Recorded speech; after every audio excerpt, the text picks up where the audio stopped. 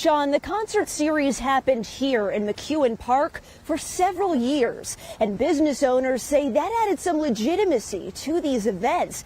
And that's why when they signed on in the summer of 2024 season, they were shocked when the concerts never happened. I would like justice served. Trisha Whitney has owned Malvaggio's for about a year now. She says she received a message from Tyler Davis of Davis Enterprises Incorporated asking if she was interested in becoming a Live After 5 vendor. Jillian Rowley, the owner of PokeWorks, also was invited to be a vendor. This spring, I finally got the courage and the correct staffing to be able to pull something off. Whitney says she invested close to $5,000 into this project. That was paid to him.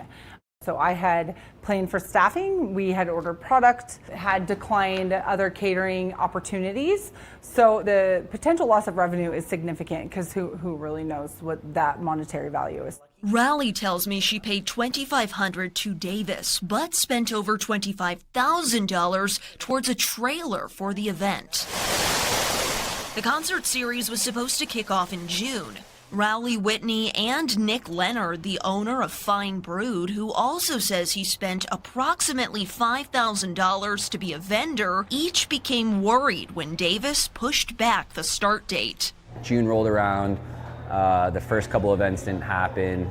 The businesses continued to reach out to Davis, each time being reassured the concert series would happen, but at later dates. Then on July 9th, Davis sent a letter to the vendors, claiming the city was responsible for a breach of contract and assured them that they would be compensated, adding he hoped the series would kick off at the end of July and run through September. This was the last time the businesses say they heard from him. The agreement between Mr. Davis and those vendors are between those two parties, not between the city. My agreement with Davis was with him.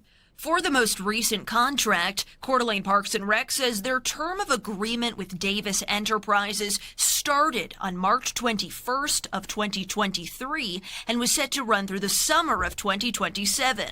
Under the agreement, they say Davis Enterprises agreed to pay an annual refundable deposit of $5,000 and a permit fee of $1,200 per concert at least 30 days before the first event every year. He was unable to do all of those things. After a lot of back and forth, he got a letter from us in the latter part of June that we were done with the concert series. He had some difficulty in, I think, accepting that decision.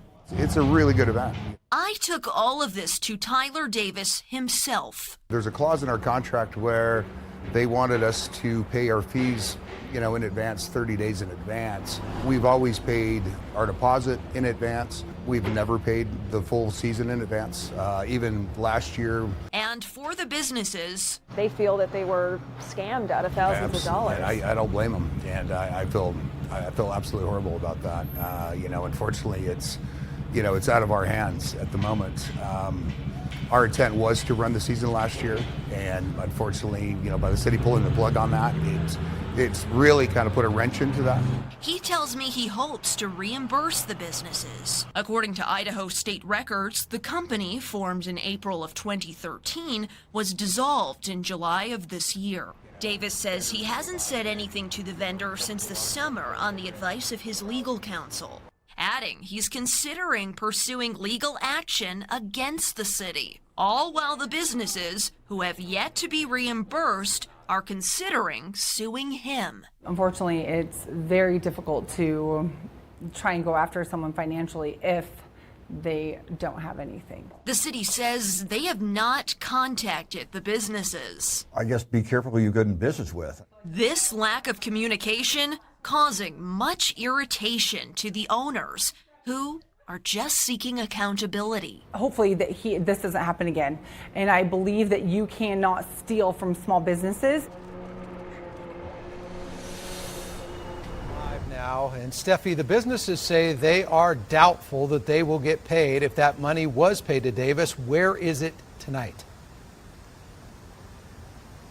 Well, Davis says the money has been spent. He says the funds went towards paying the bands, which never performed, marketing and office expenditures. And out of the at least 7 businesses involved, only one business, Crafted Tap House, got their money back by filing a dispute with their bank. But for now, reporting live in Coeur d'Alene, I'm Steffi Roche, NonStop Local.